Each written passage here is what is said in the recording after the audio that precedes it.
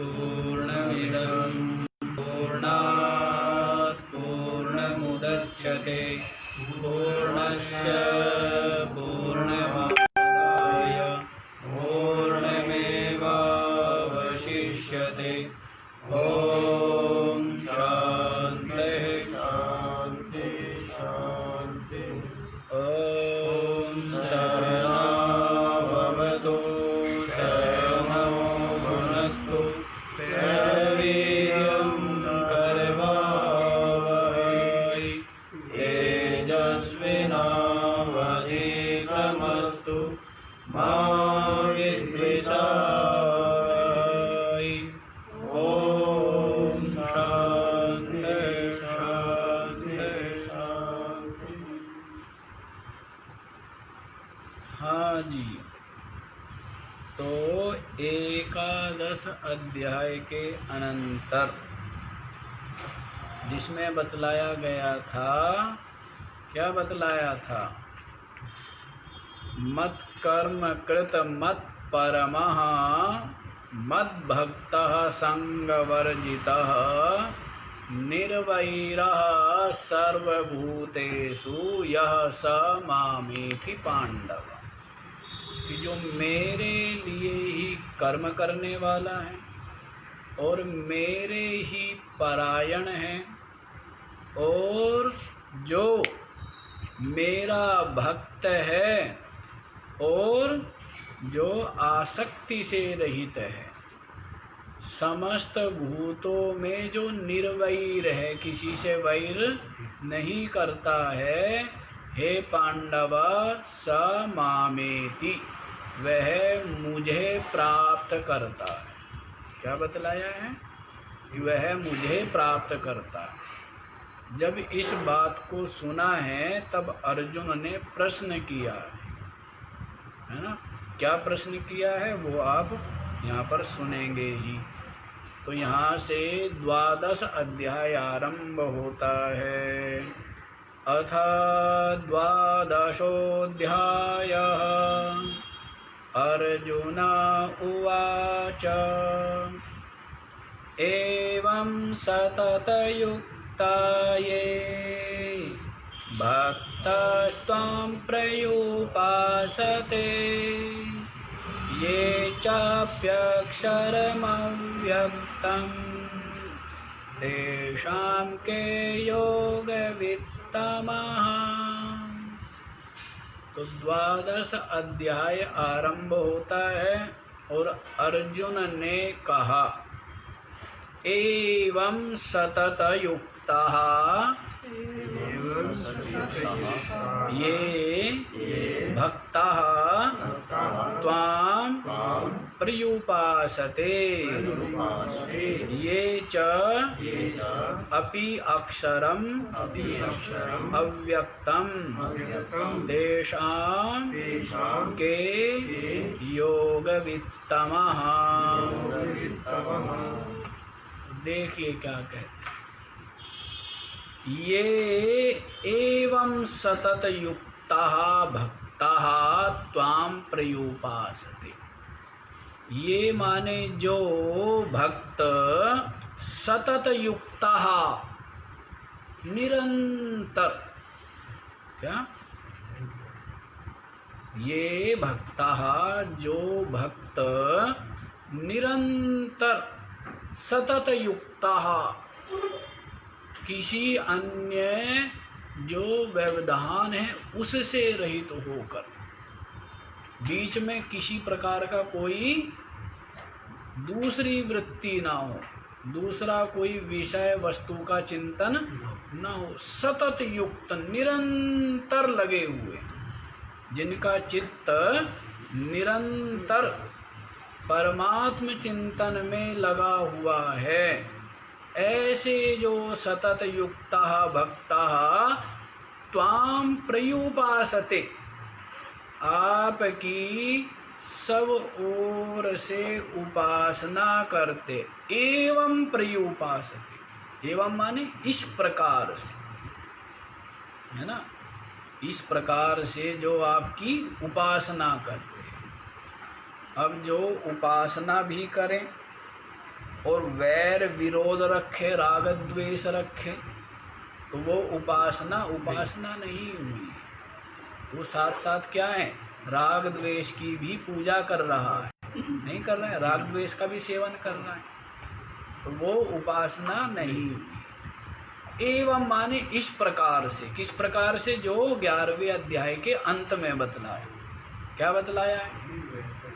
मत कर्म कृद मत परमः, मेरे लिए ही कर्म करने वाला, मेरे ही परायण, मेरा ही भक्त, और जो निर्वैर है सर्वभूतेषु, है वो मुझे प्राप्त करता है, और आसक्ति से रहित, और आसक्ति से रहित जो इस प्रकार मेरी उपासना करता है। समझ आए? आसक्ति से रहित, वैर से रहित, और जो मेरे लिए ही कर्म करने वाला, और मेरा भक्त, और मेरे ही परायण, इस प्रकार से निरंतर पूजा करता है, उपासना करता। तो उसी के लिए अर्जुन कहता है कि जो भक्त इस प्रकार से निरंतर अपने चित्त के द्वारा त्वाम प्रयुपासते, आपकी उपासना करते हैं, ये च, और जो दो प्रकार के बतलाएंगे, और दो जो अक्षरम अव्यक्तम प्रयुपासते, और जो अव्यक्त जो अक्षर है उसकी उपासना करते हैं। समझ आया? एक तो जो आपके सगुण साकार स्वरूप की उपासना करते हैं भक्त, वो बतला दिया, और एक जो निर्गुण निराकार निरुपाधिक जो ब्रह्म है चेतन, उसका आत्म रूप से चिंतन करते हैं। दो हुए ना। एक तो जो आपके सगुण सोपाधिक स्वरूप की उपासना करते हैं, वे भक्त हुए, जिसको 11वें अध्याय में बतलाया है ना। अब तक जो बतलाया था 10 अध्यायों तक, तो वो निर्गुण निराकार ब्रह्म का ही बतलाया था, और बीच बीच में जो है थोड़ा उपासकों के लिए बतला दिया था, बीच बीच में, है ना, उपासना करने के लिए सगुण ब्रह्म का भी, लेकिन निर्गुण ब्रह्म का ही अधिक प्रतिपादन किया था। लेकिन ये जो 11वां अध्याय है, इसमें तो क्या है, इसमें तो सगुण सोपाधिक परमात्मा है, उसका ही वर्णन है, उसके ही स्वरूप का प्रतिपादन है उपासकों के लिए। तो उपासकों के लिए तो परमात्मा ध्येय है, और ज्ञान मार्गियों के लिए परमात्मा ज्ञेय है ना। क्या? उपासकों के लिए ध्येय है, ध्यान का विषय, उपासना का विषय, और जो ज्ञान मार्गी है उनके लिए परमात्मा ज्ञेय है, जानने का विषय। इसका विषय है जानने का विषय। तो ध्यान का विषय उपासकों के लिए, और जानने का विषय ज्ञानियों के, ज्ञान मार्गियों के। तो यहाँ पर अर्जुन यही पूछ रहा है कि जो निरंतर इस प्रकार से आपके सगुण सोपाधिक स्वरूप की उपासना करते हैं, आसक्ति से रहित, वैर से रहित होकर जो आपकी उपासना करते हैं वे, और ये तू अक्षरम अव्यक्तम प्रयुपासते, और जो अक्षर अविनाशी जो अव्यक्त है, निराकार निरुपाधिक, जो स्वरूप है उसकी उपासना करते हैं, मतलब उसका आत्म रूप से चिंतन करते हैं। तो उन दोनों में तेसाम के योग वित्तमः, तेसाम मध्य उनके बीच में के योग वित्तमः, कौन से योग वित्तम है, कौन से योगी श्रेष्ठ है, कौन से योग वित्त है, और योग वेत्ताओं में भी श्रेष्ठ है जो अतिशय योग वित्त कौन से है। अर्जुन ने प्रश्न किया, समझ आया ना। सगुण साकार परमात्मा की उपासना करने वाले और निर्गुण निराकार ब्रह्म का आत्म रूप से चिंतन करने वाले, अलग अलग समझ लेना, अन्यथा ये जो ज्ञान और उपासना वाला है ना, इसमें व्यक्ति संशय युक्त ही बना रहता है, प्रायः संशय ही बना रहता है।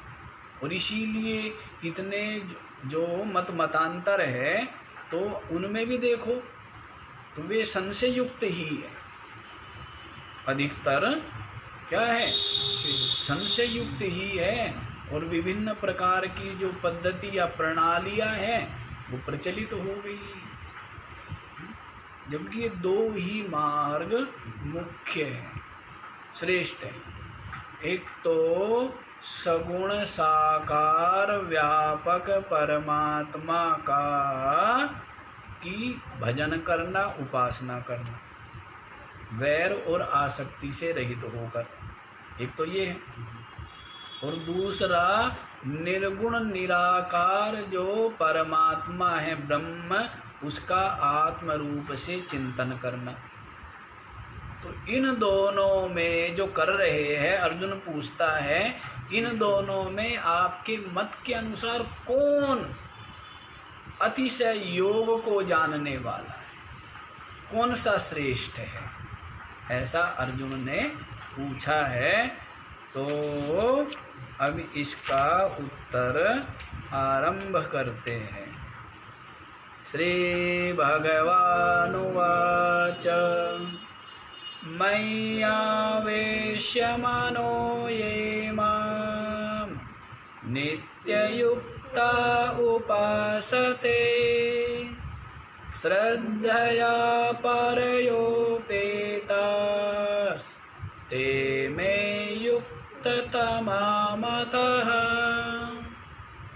मयि आवेश्य मनः ये मां नित्ययुक्तः उपासते श्रद्धया परया उपेतः ते मे युक्ततमः मतः।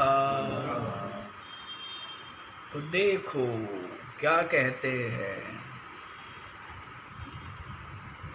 मयि आवेश्य मनः ये माम, ये माने जो मयि आवेश्य मनः, मेरे में ही अपने मन को प्रवेश करके, मेरे में ही अपने मन को लगा करके नित्य युक्तः माम उपासते, निरंतर समाहित चित्त होकर के माम परमेश्वरम उपासते, मुझे परमात्मा की उपासना करते। समझ आया? जो मन को मुझ परमात्मा में ही आवेशित करके, टिका करके, लगा करके, नित्य युक्ता, निरंतर, एक क्षण के लिए भी वृत्ति जिनकी बहिर्मुखी, एक क्षण के लिए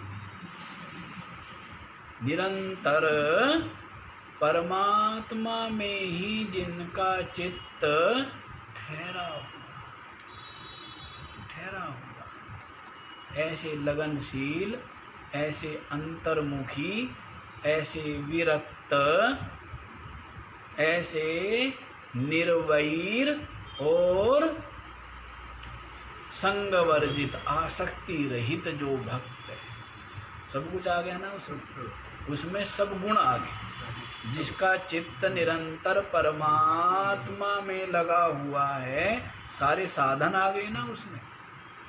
उसको अलग से साधनों के लिए प्रयत्न नहीं करना पड़ा।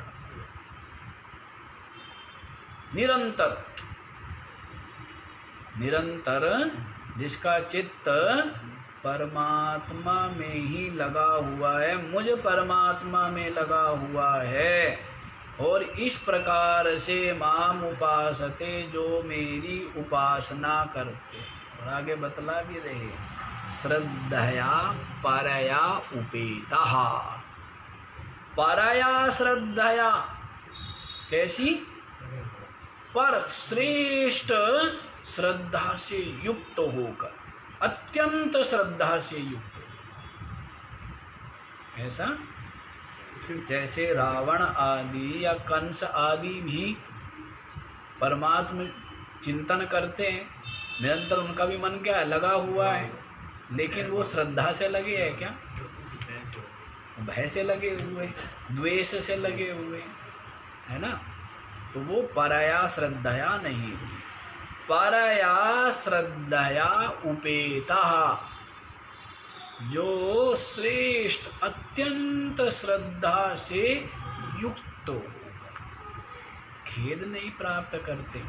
परमात्मा चिंतन में या परमात्मा की उपासना में जिनको खेद नहीं प्राप्त होता, अर्थात प्रसन्नता प्राप्त होती। अब संसार का चिंतन करने में संसारी को प्रसन्नता होती है, और परमात्मा चिंतन करने में, उपासना करने में खेद होता है ना।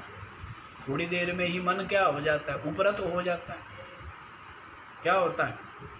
उससे उचाट हो जाता है ना, व्यथित हो जाता है एकांत से, परमात्मा चिंतन से। और संसार के देखने, सुनने, चिंतन करने में खेद का अनुभव नहीं, प्रसन्नता का अनुभव है। हाँ, तो ऐसा नहीं है। परया श्रद्धया उपेता, अत्यंत श्रद्धा से युक्त है, पूरे भाव, पूरी भक्ति, पूरे प्रेम, पूरी प्रसन्नता और आनंद से संयुक्त होकर जो माम नित्य युक्ता उपासते, मेरी नित्य ही अपने चित्त को लगा करके नित्य निरंतर उपासना करते हैं, ते माने वे, मे मतः, मेरे मत में युक्त तमः, वे क्या है? वे श्रेष्ठ योगी है, युक्ततम है। अर्जुन ने प्रश्न किया क्या? कि जो आपके सगुण साकार रूप, व्यापक रूप का उपासना करने वाले भक्त हैं, वे श्रेष्ठ हैं, या जो आपके अव्यक्त निर्गुण निराकार ब्रह्म स्वरूप का आत्म रूप से चिंतन करने वाले, वो श्रेष्ठ है? हाँ? तो अभी क्या बतला दिया कि जो मेरे सगुण साकार रूप का, व्यापक रूप का पूरी श्रद्धा से युक्त होकर निरंतर उपासना करते हैं, वे मेरे मत में क्या है? युक्ततम है, श्रेष्ठ है। तो ज्ञानी तो इसका मतलब क्या हुए? श्रेष्ठ नहीं हुए। अरे ऐसी बात नहीं है, इनको तो युक्ततम कह दिया है, लेकिन अपना जो मेरी अपनी आत्मा ही हो गया, उसको अपनी युक्ततम क्या कहूँ मैं? समझ आया? तो उपासक जो है, भक्त, वो युक्ततम है मेरे मत में।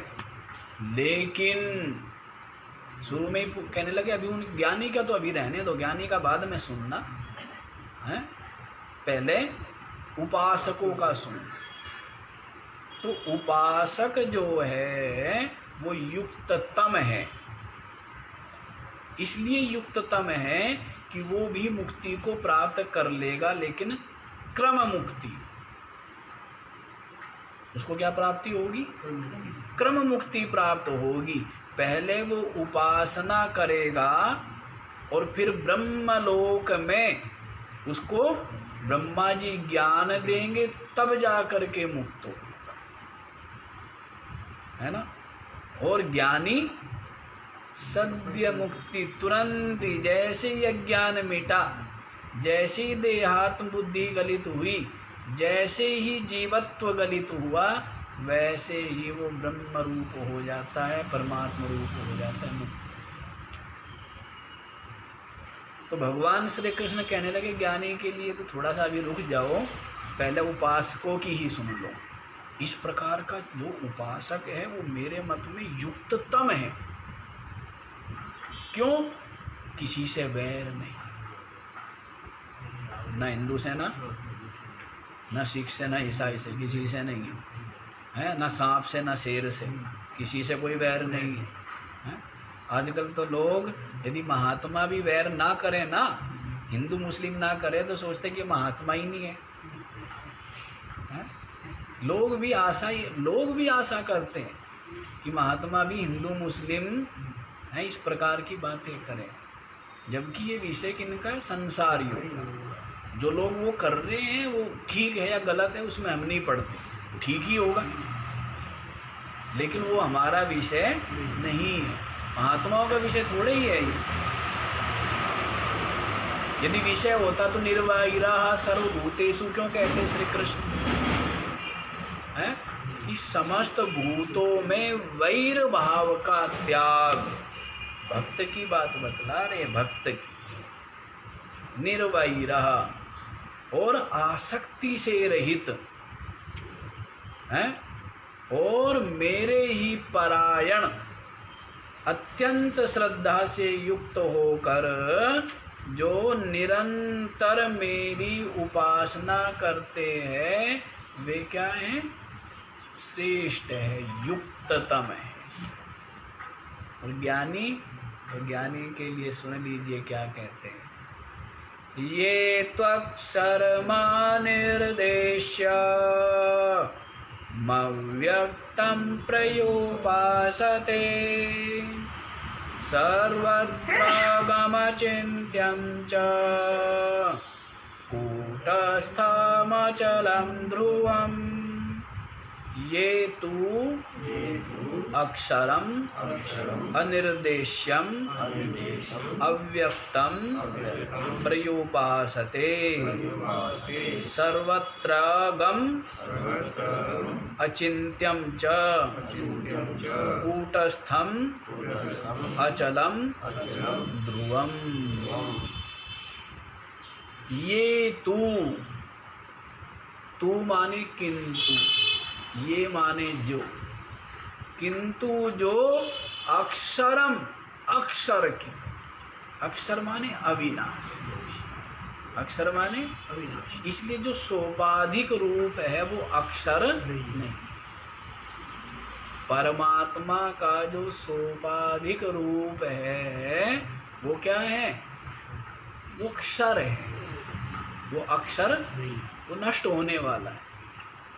वो क्या है? नष्ट होने वाला है ना। जैसे आप जब से पैदा हुए तब से आप क्या हो? मनुष्य हो। क्या हो? लेकिन बीच में कुछ पढ़ाई कर ली तो कुछ दिन मास्टर बन गए, फिर पढ़ाई कर ली तो कुछ दिन डॉक्टर भी रहे, कुछ और पढ़ाई कर ली तो इंजीनियर भी रहे, फिर सेना आदि में भर्ती हो गए तो वो भी रहे। लेकिन ये सब तो आपको मिलती रही उपाधियाँ और उनको छोड़ के दूसरी आप बनते रहे, लेकिन मनुष्यता एक ही, मनुष्यपना तो आपका रहा। तो वैसे ही परमात्मा का जो सोपाधिक रूप है ये तो उत्पन्न होने वाला और नष्ट हो जाने वाला। परमात्मा का अक्षर शब्द प्रयोग नहीं किया उसके लिए। परमात्मा का सोपाधिक रूप नष्ट हो जाता है, लेकिन जो निरूपाधिक स्वरूप है, ब्रह्म स्वरूप, आत्म स्वरूप, उससे परमात्मा क्या है? अक्षर है। क्या है? अक्षर है।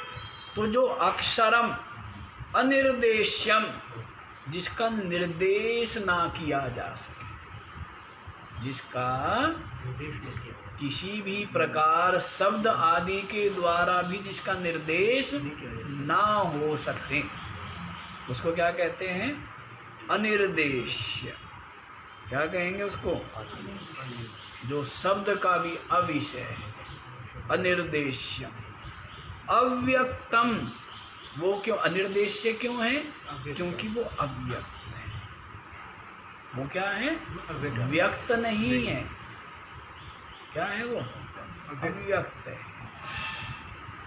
निरुपाधिक है, निर्गुण है, निराकार है।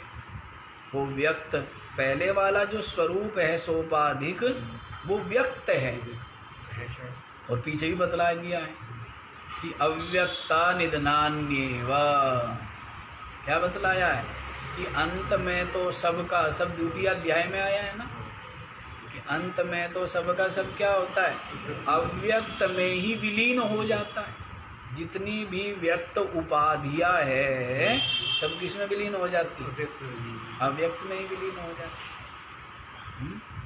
तो इसीलिए ये अव्यक्त है, जो व्यक्त नहीं है, उसका पर्युपासक, उसकी क्या करते हैं? परितः सर्वतः उपासते, सब ओर से अपने चित्त को हटा करके जो उपासना करते, मतलब चिंतन करते हैं आत्म रूप से। अभी पूरा नहीं हुआ उसके विशेषण।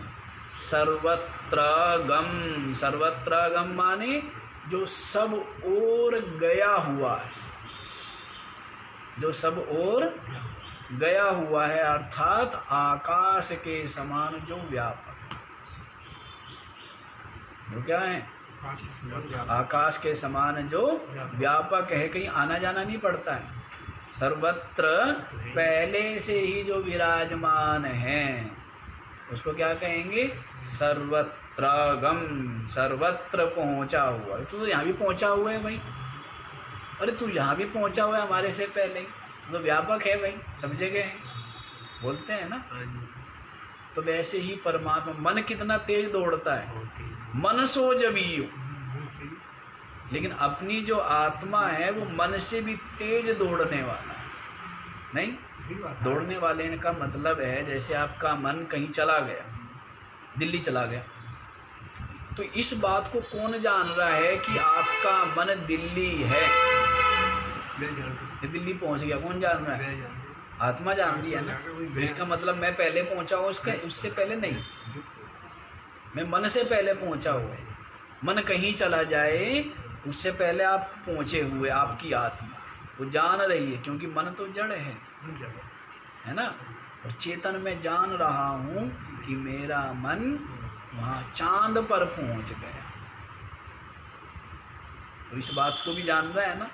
इसलिए मन से भी तेज दौड़ने वाला कह दिया, तो इसका मतलब दौड़ता नहीं है, ये मत समझ लेना कि दौड़ता है। इसका मतलब ये है कि वो व्यापक है, वो सब जगह पहले ही पहुंचा। तो इसलिए सर्वत्रगम अचिंत्यम च, जब उसका निर्देश ही नहीं किया जा सकता, तो इसलिए वो क्या है? अचिंत्य ही है,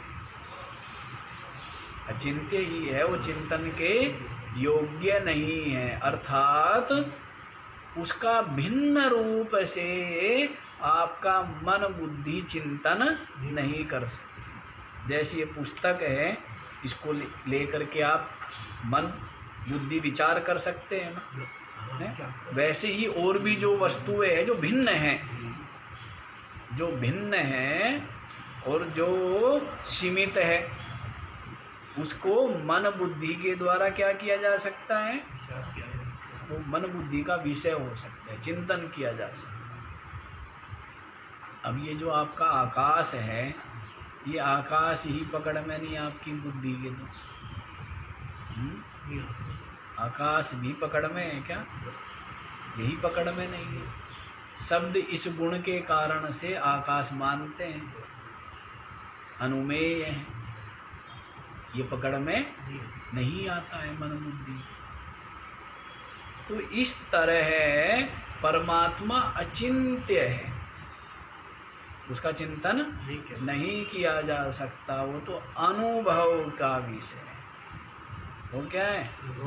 और अपने आप में अनुभव है, अपने आप में अनुभूति स्वरूप, ज्ञान स्वरूप, उसका जो अनुभव है वो भी आपका मन करेगा क्या है? जैसे दीपक है और दीपक का प्रकाश है या सूर्य का प्रकाश है, इसका अनुभव करने के लिए कोई चाहिए ना है? कौन चाहिए? चेतन। सबका ज्ञान किससे हो रहा है? सूर्य के प्रकाश का या अंधेरे का या दीपक के प्रकाश का या शरीर का या इंद्रियों का या मन का या बुद्धि का या प्राणों का, सबका ज्ञान किससे हो रहा है? चेतन वही है ना जो सबका ज्ञान जिससे हो, अपने को भी जो जानता हो और सबको जो जानता हो उसको चेतन कहते हैं। अब सूर्य थोड़ा जानता है अपने आप को, जड़ है वो तो। सूर्य जानता है क्या? नहीं है। दीपक जानता है क्या? दीपक अपने आप जो है वो प्रकाशित कर देगा है? नहीं करेगा ना। दीपक के प्रकाश को या बुझ जाने को दीपक थोड़ा जानता है कि अब मैं जल उठा हूँ और अब मैं बुझ गया हूँ। उसके जल जाने को और बुझ जाने को कौन जान रहे? दीपक को पता होता, दीपक बता देता आपको। जड़ है ना, तो उसकी आपके बिना सत्ता नहीं हुई ना। होते हुए भी रात भर लाइट जलती रही, आप जो है सोए रहे, तो आप ये बताइए वो लाइट जल रही थी क्या? लाइट जल रही थी? आपकी दृष्टि से लाइट जल रही थी? नहीं जल रही थी। और दूसरे ने भी किसी ने कहा कि लाइट जल रही थी, तो चेतन ने जाना ना। जानने वाला कौन है? अब लाइट को खुद नहीं पता है कि मैं जल रही हूँ या मैं बुझी हुई हूँ, और मैं क्यों जल रही हूँ और मैं क्यों बंद हूँ, पता है उसको? सारा किसको पता है? क्यों जल रही है वो भी हमें पता है, और क्यों बुझाई है वो भी हमें पता है, कितनी देर जल रही है वो भी हमें पता है, कितनी देर से बुझी हुई है वो भी हमें पता है। सब किसको पता है? चेतन को पता है। लाइट को कुछ पता है? उसको कुछ नहीं पता। तो इस तरह है, इसलिए वो क्या है? वो अचिंत्य है, वो अनुभूति स्वरूप है। अपने मैं की, अपनी आत्मा का अनुभव के लिए, सब कुछ अनुभव के लिए अंतःकरण की आवश्यकता है, क्योंकि सबका सब क्या है? अंतःकरण का ही कार्य है। लेकिन परमात्मा को अनुभव करने के लिए अंतःकरण चाहिए क्या? सुसुप्ति में आपका अंतःकरण नहीं है, अविद्या में विलीन है, तो भी आप विराजमान हैं। सुसुप्ति के भी आप प्रकाशक हैं। लेकिन तादात्म्य ऐसा है, जागृत में जब हम हैं तो स्थूल शरीर से तादात्म्य है, और स्वप्न में जब हम हैं तो स्वप्न का जो दृश्य है उसमें तादात्म्य है। और सुसुप्ति में जब हम होते हैं तो उस समय भी जैसे जगे हुए तब भी आपने अंतःकरण से ही तादात्म्य किया ना। मैं सोया, कौन सोया? मैं सोता है, आत्मा सोता है। सोने की आवश्यकता किसको है? शरीर को आराम चाहिए, इंद्रियों को आराम चाहिए, हैं? प्राणों को आराम चाहिए, आपके अंतःकरण को आराम चाहिए, आत्मा को आराम चाहिए क्या? क्यों जी? वो थकता है? नहीं। कौन थकता है? आपका मन मस्तिष्क, आपका शरीर, आपकी इंद्रिया। शरीर थकता है, इंद्रिया थकती है, आपका मस्तिष्क, आपका मन बुद्धि थकती है, आत्मा थकती है क्या? लेकिन तादात्म्य में ऐसा है, मैं सोया, अज्ञानी का अनुभव है, सुख से सोया और कुछ नहीं पता लगा। ये सब एक अज्ञानी संसारी व्यक्ति कहता है। ज्ञानी तो जानता है मैं तो सुसुप्ति को भी प्रकाशता हूँ, क्योंकि वो जान रहा है कि मैं आत्मा हूँ, मैं अंतःकरण नहीं हूँ। सोया कौन? सोया कौन? अंतःकरण। भाई अंतःकरण के सो जाने को ही आप क्या मान रहे हो? अपना सोना मान रहे हो हैं? जैसे शरीर के थकने को अपना थकना मानते हैं, इंद्रियों के थक जाने को अपना थक जाना मान रहे हैं, मन बुद्धि के थक जाने को वो तादात्म्य है ना। अन्यथा ये थके है। आत्मा जो चेतन है वो एक रस है, वो अक्षर है, उसमें ये थकावट या ताजगी आदि उसमें नहीं आती है। ये थकावट भी इन उपाधि में होती है और ताजगी भी इन उपाधि में आती है। जैसे चलते चलते पंखा गर्म हो जाएगा, बिजली थोड़ी गर्म होगी, या बल्ब गर्म हो जाएगा, बिजली थोड़ी गर्म होगी। गीजर हीटर वीटर गर्म होंगे या बिजली गर्म हो जाएगी? पंखा बंद कर दो क्योंकि जल जाएगा, बहुत समय हो गया चलते हुए, लगातार चल रहा है, तो कौन जलेगा? बिजली जल जाएगी। बल्ब फूक जाएगा तो कौन फूका? तो ये उपकरण, ये जो उपाधि है, तो वैसी जो चिद है चेतन आत्मा, वो नहीं थक रहा है। कौन थक रहा है? शरीर, इंद्रिया, प्राण, मन, बुद्धि, मस्तिष्क, ये सब थकते हैं। उपाधियों में है थकावट, चेतन में नहीं। तो इस तरह है वो तो अनुभूति स्वरूप अपनी आत्मा ही है, उसको जानने के लिए अंतःकरण की आवश्यकता नहीं है। अनुभूति स्वरूप। बाकी कुछ भी जानना हो तो उसके लिए क्या चाहिए? अंतःकरण चाहिए। जैसे रूप देखना हो तो क्या चाहिए? शब्द देखना हो तो क्या चाहिए? है ना? वैसे गंध देखनी हो तो क्या चाहिए? वैसे ही रस देखना हो कि खट्टा है मीठा है तो क्या चाहिए? रसना चाहिए ना। और वैसे ही कोमल है, कठोर है, गर्म है, ठंडा है, ये जानना हो तो क्या चाहिए? त्वचा चाहिए, है ना। अब जैसे कोई चीज देखनी हो तो उसी हिसाब से उपकरण चाहिए, है। लेकिन आत्मा को देखने के लिए इन सब की आवश्यकता नहीं। वैसे कुछ बाह्य देखना हो तो अंतःकरण चाहिए। जो भी देखा, जाना अनजाना, उसको समझना हो, विचारना हो, मनन करना हो, निश्चय करना हो, जानना हो, उसके लिए क्या चाहिए? मन बुद्धि चाहिए। अब किसी के आंखें नहीं है, ये नहीं है, तो उसके लिए रूप है क्या? रूप नहीं है। लेकिन क्या वो आत्मा नहीं है उसके? क्या वो आत्मज्ञानी नहीं हो सकता? अरे वो तो अंधा है, वो कौन सा आत्मज्ञानी हो जाएगा? अरे भाई वो इंद्रिया अंधी है, आंखें अंधी है, वैसे तो वो प्रज्ञा चक्षु है। क्या है? हाँ, वो तो ज्ञान, उसकी बुद्धि ही जिसकी नेत्र है, ज्ञान नेत्र। और ज्ञान नेत्र जिसके खुल के, वही बड़ी बात है ना। कौन से नेत्र? ज्ञान नेत्र। इन नेत्रों से तो आंखें सहित अंधा हुआ, सब दुनिया तो अंधी है। जो नश्वर है उसको अविनाशी मान रहे हैं, और जो अविनाशी है उसकी तरफ ख्याल ही नहीं जाता है। जो नहीं है, जो मिथ्या है, उसको सत्य मान रहे हैं, और जो सत्य है उसकी तरफ दृष्टि ही नहीं जाती है। तो अंधे ही हुए ना, नहीं हुए। हाँ, इसलिए कहते हैं महात्माओं ने कि भाई अंधे मुर्दों का गांव, साधो ये मुर्दों का गांव। ये सारा संसार क्या है? ये मुर्दे मुर्दे घूम रहे हैं यहाँ। मुर्दे तो है ना, जीवित तो कोई कोई है। जीवित कौन है? जो अपनी आत्मा में विराजमान है वो जीवित है, और बाकी सब के सब क्या है?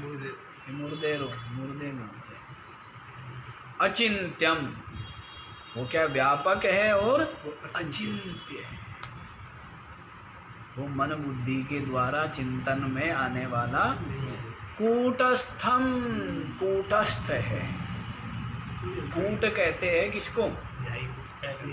है जी, हाँ, अहरन। अहरन उसके, वो तो एक दृष्टांत हो गया। तो जिस प्रकार से हरण के ऊपर सारे लोहों को पीटा जाता है हैं, और वो ऐसा कैसा ही रहता है ना, इतने लोहे सीधे हुए, इतने लोहे उसके ऊपर मोड़े गए और वो जो का त्यों है, उसको क्या कहेंगे? कूटस्थ कहेंगे। लेकिन यहाँ पर कूट का मतलब है माया। कूट होता है ना, कूट का मतलब जो है जो बाहर कुछ है और अंदर कुछ और हो, है ना, उसको क्या कहते हैं? देखने में जो गुण युक्त हो और भीतर से दोष युक्त हो, उसको कहते कूट। अरे तो बड़ा कुटिल है, ऊपर से गुण युक्त और भीतर से दोष युक्त। जैसे चीनी है, ऊपर से क्या है? गुण युक्त है, दिखने में भी कैसी है? श्वेत, और खाने में भी, लेकिन वैसे क्या है? दोष युक्त है। कितना दोष है? जहर बताया है ना। चीनी क्या है? ये तो सफ़ेद जहर है, इतना सबसे लंबा समय लगता है पचने में, पचती नहीं। हड्डियों का, दांतों का कैल्शियम और ले लेती है, हैं? हड्डी और दांतों का कैल्शियम और छीन लेती है, और पचती नहीं है, सबसे भारी पड़ती है, और ऊर्जा के नाम पर जीरो। ऊर्जा लेती आदमी को लगता है ऊर्जा आ गई मीठा खा के, वो क्या हुआ? उसने दांतों के हड्डियों की, दांतों में दर्द होता है ना मीठा खाने से, इसलिए दर्द होता है क्योंकि वो मीठा, वो जो कैल्शियम है दांतों का उसने ले लिया। जिसके कमज़ोर दांत होते हैं और कमज़ोर, मीठा खाते रहो चीनी, तो कमज़ोर तो हो ही जाएंगे दांत, क्योंकि उसने क्या कर लिया? कैल्शियम ले लिया है दांतों का चीनी ने। तो और हड्डियों का भी कैल्शियम ले लेती है, इसलिए हड्डी भी कमज़ोर हो जाती है चीनी खाने वाली। तो ऊपर से गुणयुक्त है और भीतर से कितने आदमी ने छोड़ दिया पूछ रहा आपके सिवा। नहीं, बहुत लोग छोड़ देते हैं इसी बात, और बहुत लोग कम कर देते हैं। उसके स्थान पर गुड़ है, मुनक्का है, खांड है, और खजूर है, बहुत कुछ है। ऐसा कुछ भी नहीं, कम कर दिया। हाँ, चीनी। अच्छा जी, तो क्या बतलाया है? कूट माने ऊपर से गुण युक्त और भीतर से दोष युक्त, उसको कहते कूट। ऐसी कौन है? माया। ऐसी कौन है? माया।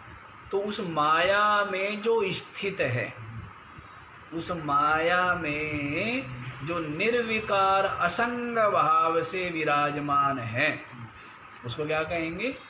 कूटस्थ। क्या कहेंगे उसको? आइए महाराज,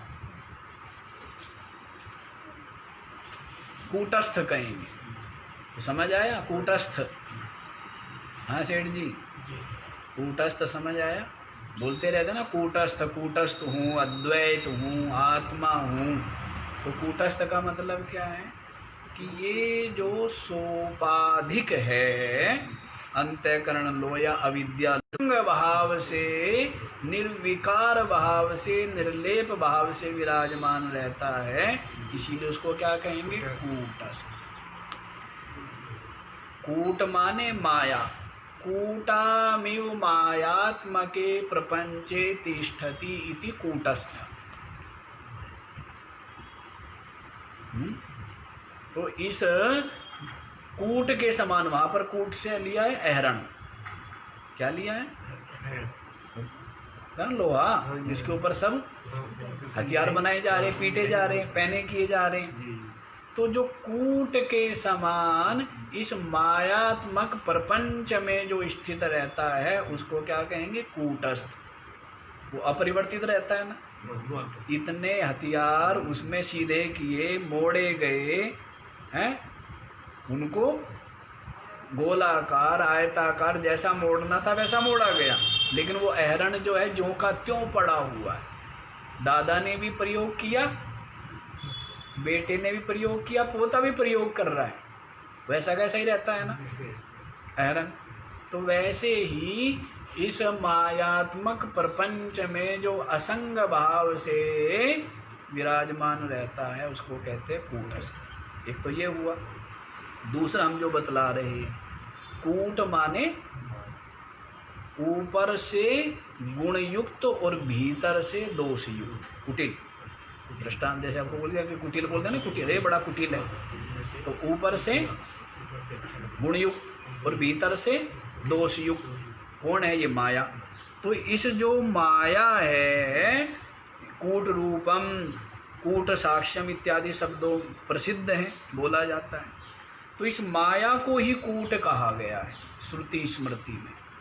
तो इस माया में स्थित होता हुआ भी जो इससे क्या है? निर्लेप, जो इससे असंग है, उसको क्या कहेंगे? कूटस्थ कहेंगे। अध्यक्ष रूप से जो विराजमान है उसको कूटस्थ कहते हैं। अथवा दूसरा शब्द भी किया है कूटस्थ का, राशिरिव स्थितम, जो राशि के समान स्थित है। तो ढेर की भांति, जैसे ढेर पड़ा रहता है ना, तो ढेर की भांति जो निष्प्रहा, क्या किसी भी प्रकार की स्प्रहा से जो रहित है। भाष्यकार ने इसके अर्थ किए, क्या अर्थ किया? राशिरिव स्थिता, ढेर के समान जो क्या है? निष्प्रहा भाव से बैठा रहता है। उसको जड़वरत कह दिया। उसको क्या कह दिया?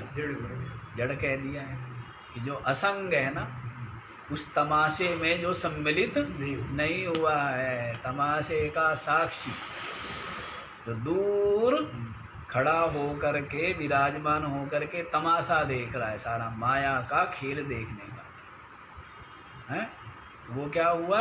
वही कूटस्थ है। तो आप कूटस्थ हो, समझे? और ये जो चिदाभास है ना, चिदाभास क्या है? अंतःकरण या अविद्या में चेतन का जो आभास है, वो क्या हुआ? चिदाभास। और ये कूटस्थ मिलकर के जीव कहलाते हैं। कूटस्थ तो अलग ही है, लेकिन कूटस्थ की सत्ता के बिना चिदाभास कुछ है क्या? देखो, अविद्या या अंतःकरण उपाधि वो जड़, उसमें पड़ा हुआ जो आभास वो भी जड़, कूटस्थ के बिना। और कूटस्थ ही तो चेतन है। यदि कूटस्थ चेतन की सत्ता ना हो तो जीव क्या है? जीव कुछ है क्या? है ना? इसमें जो ज्ञान रूपता है जीव में, वो किसकी है? कूटस्थ की है। तो अपने आप को जैसे हमने तादात्म्य कर, जैसे शरीर है, अब शरीर के साथ तादात्म्य कर लिया है, तो ये शरीर चेतन हो गया ना। जबकि चेतन है क्या ये? या इंद्रिया चेतन है क्या? या अंतःकरण चेतन है क्या? नहीं है ना। तादात्म्य हमने कर लिया। किसने कर लिया तादात्म्य? जो आप चेतन हो, आप जो कूटस्थ हो, उसने आपने इसको इसके साथ तादात्म्य कर लिया। इसी कारण से उस कूटस्थ की सत्ता से ही ये क्या हो रही है? इसमें वो शक्ति है ना। जैसे किसी ने किसी शक्तिशाली से मित्रता कर ली तो क्या होता है? उसकी मित्रता के दम पर उसमें भी क्या आ जाता है? साहस आ जाता है। और विरोधी लोग उससे भयभीत होने लगते हैं, अरे भाई इसकी वो है, सबकी मांग, उसकी मित्रता वहाँ है। तो उसकी सत्ता से ही ना, उसकी सत्ता से ही उसकी विद्यमानता मान, जबकि वो यहाँ पर है भी नहीं, वो यहाँ पर नहीं है। अरे कहे तो उसके दम पर उछल रहा है, उसके दम पर कूद रहा है। तो वैसे ही ये जो चिदाभास है, ये खुद क्या है? जड़। ये किसके दम पर कूद रहा है? इसमें जैसे ये शरीर क्या है? जड़। ये किसके दम पर चल फिर रहा है? चेतन के ना। तो वैसे ही जो कूटस्थ है चेतन, ये ब्रह्म रूप है। कूटस्थ जो है वो निरंतर ही ब्रह्म रूप है। कूटस्थ तो खाली नाम रख दिया है। वो भी किसने नाम रख दिया? क्योंकि वो उपाधि का क्या बन गया? अधिष्ठान बन गया। उस उपाधि, अंतःकरण या अविद्या रूप उपाधि का क्या है? वो अधिष्ठान है। बाकी उपाधि में उसका एक पैसे का रोल नहीं। और चिदाभास उपाधि के बिना कुछ नहीं है। उपाधि टूटी जैसे चिदाभास टूट गया, है ना। चिदाभास खत्म, उपाधि खत्म तो चिदाभास खत्म। तो अविद्या रूप उपाधि से ही जीवत्व है ना, ये चिदाभास है। और अविद्या नष्ट हो जाएगी किससे? विद्या से, ज्ञान से। तो फिर क्या हो जाएगी? ये चिदाभास समाप्त, कूटस्थ रह गया। कूटस्थ जो है वो ब्रह्म रूप ही। कूटस्थ क्या है? ब्रह्म रूप। समझे? तो इस तरह से देखो यहीं पर कूटस्थम जो कूटस्थ है, अचलम क्या है? न चलती इति अचलम, जो चलायमान नहीं है, अचल है। और ध्रुवम जो नित्य है। अचल होने के कारण ही क्या है वो? ध्रुव है, माने नित्य है। तो इस तत्व को पर्युपासते माने उपासना करते। पहले बतला दिया अर्जुन के संतोष के लिए, और अर्जुन की पात्रता का अवलोकन करके अर्जुन को पहले बता दिया। दूसरे श्लोक में क्या उत्तर दिया है? कि जो श्रेष्ठ अत्यंत श्रद्धा से युक्त होकर, निर्वैर और आसक्ति से रहित होकर, जो निरंतर मेरे में ही अपने मन को लगा करके मेरे सगुण साकार स्वरूप, व्यापक स्वरूप का भजन करते हैं, उपासना करते हैं, वे मेरे मत में युक्ततम है। ये बतला दिया। लेकिन ज्ञानी, अब ज्ञानी के लिए मैं क्या कहूँ? कौन बोल रहे? मैं नहीं कह रहा, श्री कृष्ण कह रहे हैं। लेकिन ज्ञानी के विषय में क्या कहूँ? ज्ञानी तो मेरी अपनी आत्मा ही है। पीछे बता चुके हैं, ज्ञानी तो आत्मे में मतम, ज्ञानी तो मेरा अपना आत्मा है। प्रियो ही ज्ञानी नोत्यर्थम अहम साचा मम प्रिय, ज्ञानी मेरे को अत्यंत प्रिय है और मैं ज्ञानी को, मतलब अपनी आत्मा। किसी को अप्रिय है क्या? अपना आपा, अपनी आत्मा है, क्योंकि वो आत्मा अत्यंत प्रिय तो वही है। बाकी उसकी, उससे ही दूसरों में सब में प्रियता भास रही है। अज्ञान अविवेक से क्या है? अन्य में उसी परम प्रिय की उपस्थिति से प्रियता भास रही है। तो ज्ञानी के लिए क्या कहने लगे तीसरे श्लोक में? तू माने किंतु जो अव्यक्त, अक्षर, अनिर्देश्य, जिसका निर्देश नहीं किया जा सकता, और व्यापक और अचिंत्य और कूटस्थ और अचल और जो नित्य तत्व है, उसकी पर्युपासते, परितः सर्वतः उपासते, सब ओर से आसक्ति शून्य हो करके जो चिंतन करते। उपासना का मतलब क्या है? जो चिंतन करते। उपासना के लिए भी दे दिया है यहाँ पर, भाष्यकार के अनुसार समझ लो उपासना। उपासनम नाम, उपासना किसको कहते हैं? यथा शास्त्रमुपास्यस्य अर्थस्य विषयीकरणेन, जो शास्त्र, यथा शास्त्र, शास्त्र के अनुसार, ऐसे नहीं कुछ कुछ ही करते हैं दुनिया ने, सबने कुछ कर लिए हैं, कुछ भगवान बना लिए ना। हाँ, यथा शास्त्रम उपास्यस्य, यथा शास्त्र जो उपास्य है उसका जो अर्थ है, उपास्यस्य अर्थस्य, उपास्य जो अर्थ है उसका विषयीकरणेन, उसका विषय करके, मतलब उसमें ही अपने चित्त को लगा करके, सामीप्यम उपगम्य, उसके ही समीप पहुंचना, उसके ही समीप पहुंचना, मतलब अपने चित्त को उसमें लगा देना। तैल धारावत, ऐसे जैसे तेल की धारा क्या होती है? हाँ, अविच्छिन्न रूप से चलती, उसका छेदन नहीं होता ना। तैल धारावत समान प्रत्य प्रवाहेण, क्या है? समान जो प्रत्यय है, ज्ञान है, वृत्ति है, उसका प्रवाह। तेल धारा के समान, समान जो प्रत्यय है, ज्ञान है, उसका प्रवाह के द्वारा दीर्घ कालम यद आसनम, दीर्घ काल तक जो बैठा जाता है तद उपासनम आचक्षते, उसको उपासना कहते हैं। यथा शास्त्र के अनुसार जो उपास्य अर्थ है, उपास्य अर्थ क्या हुआ? जो भी परमात्मा का स्वरूप है, समझ आए?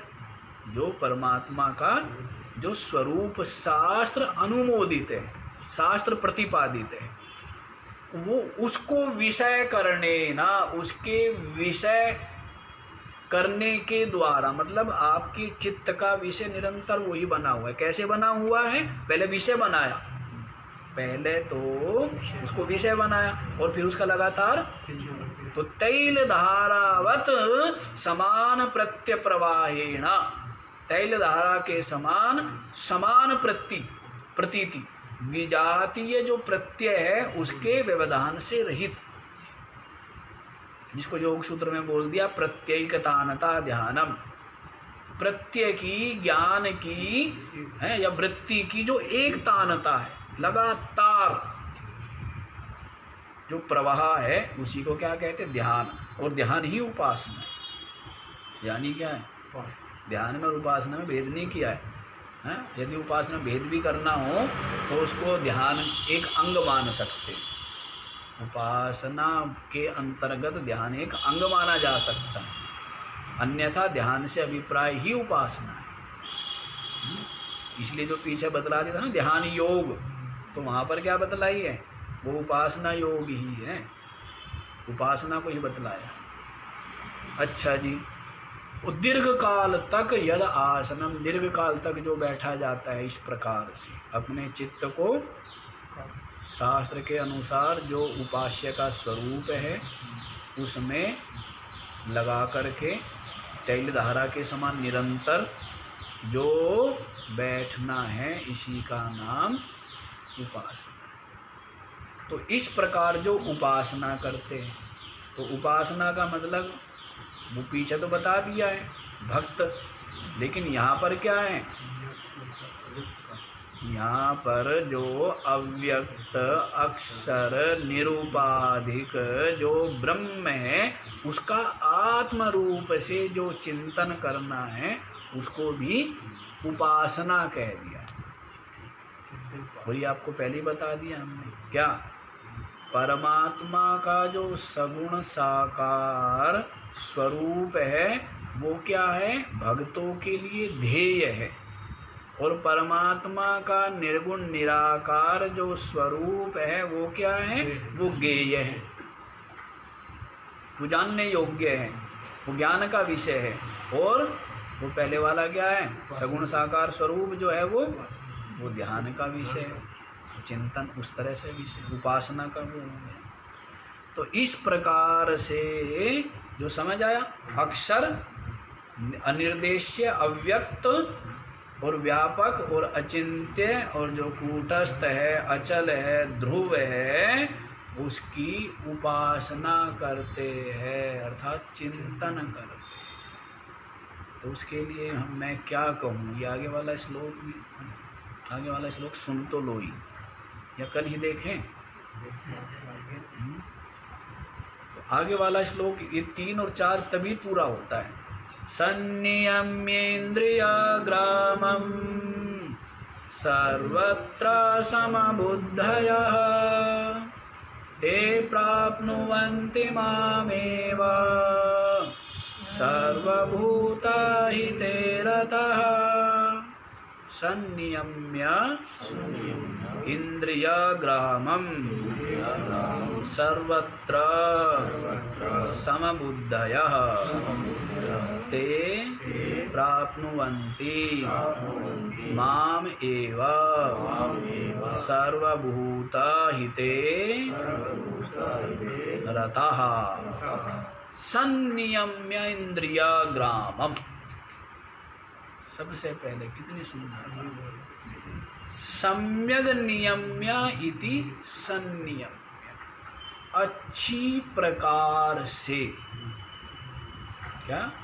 अच्छी प्रकार से, अच्छी प्रकार से, अच्छी और कम अच्छी, 2 चीज हो गई क्या? हाँ, दो चीज़ हो गई, एक अच्छी होती है और एक कम अच्छी है। एक तो बहुत अच्छी है और एक कम अच्छी है, तो दोनों में भेद क्या है? मतलब वस्तु का त्याग तो कर दिया, इंद्रियों से विषयों का ग्रहण तो नहीं कर रहा है, लेकिन उन इंद्रियों में विषयों का राग बना हुआ, ये कम अच्छी है। त्याग जरूर किया है, इंद्रियों के द्वारा विषयों का ग्रहण नहीं कर रहा है, प्रयत्न पूर्वक विषय त्याग दिए, लेकिन राग बना हुआ। और अच्छी, बहुत अच्छी क्या है कि इंद्रियों में विषयों के प्रति राग ही नहीं रहा, वो स्वाभाविक रूप से उपराम हो गए। हठ पूर्वक, बल पूर्वक, देखा देखी या यश प्रतिष्ठा के लिए जो विषयों का त्याग करना है इंद्रियों से, वो क्या है? वो उत्तम नहीं है, वो राग बना रहता है। विषय त्याग हो गया, राग बना हुआ। लेकिन विचार पूर्वक, क्या खूब अच्छे से चिंतन पूर्वक विचार करके उसकी असारता को, व्यर्थता को, उसके फीकेपन, उसके रूखेपन, उसके नीरस, उसके विरसता को खूब अच्छे से विचार करके, अनुभव करके जो वस्तु का त्याग हो गया, राग छूट गया। तो इस कारण से अब इंद्रिया जो है वो स्वाभाविक रूप से उपराम होगी, कभी दौड़ती नहीं, जाती नहीं उस तरफ। पहले वाले जिसने हठपूर्वक की है उसकी इंद्रिया तो मौका मिलेगा तो दौड़ जाएगी, लेकिन जिसका राग निवृत्त हो गया वो विषयों की सन्निधि होने पर भी उसकी इंद्रिया विकल नहीं होगी, उसको रोकना नहीं पड़ेगा, रुकी रुकाई है, रुकी रुकाई है ना। जैसे अभी आपको कहीं सोना पड़ा मिल जाए या हीरा पड़ा मिल जाए, है तो आपकी हीरे में क्या है?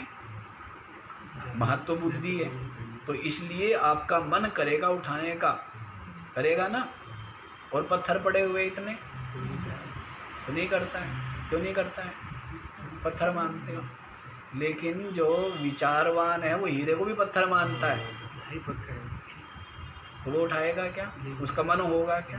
तो वैसे तो विषय की सन्निधि होने पर भी उसकी इंद्रिया स्वाभाविक रूप से सदा ही सर्वदा ही उपराम बनी रहेगी।